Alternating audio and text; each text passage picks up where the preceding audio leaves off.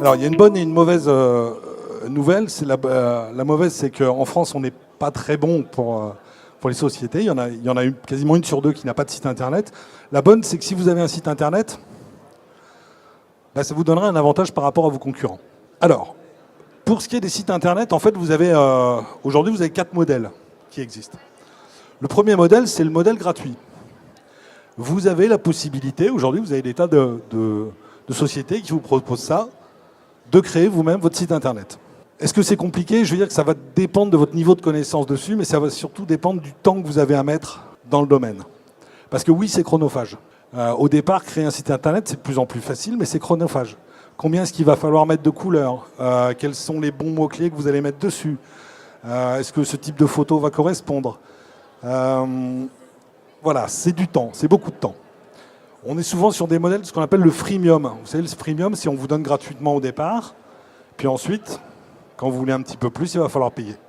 C'est comme les petites applications que vous allez charger sur vos smartphones.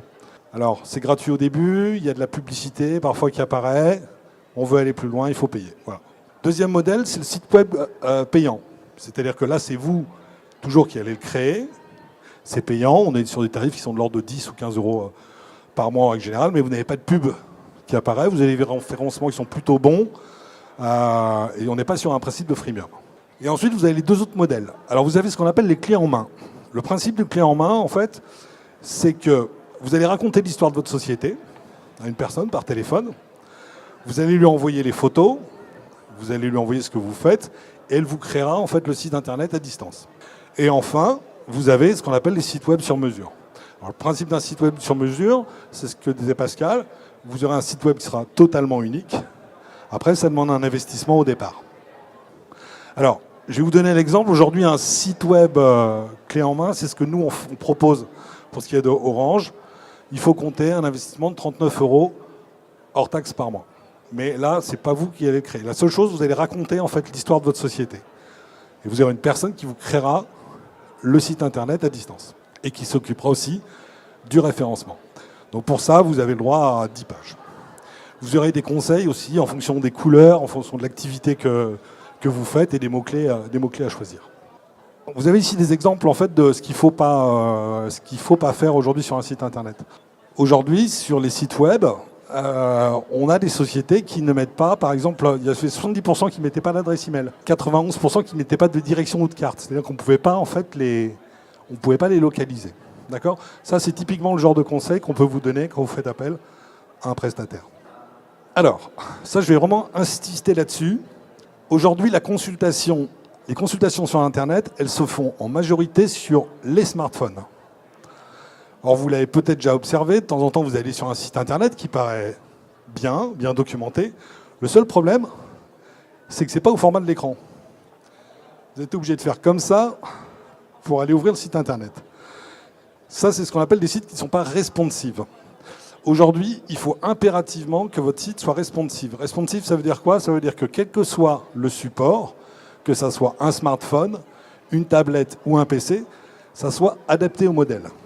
Alors, pour deux raisons. La première, c'est que les utilisateurs iront sur votre site, mais s'ils ne peuvent pas le lire sur le smartphone, ils le quitteront au bout de quelques temps.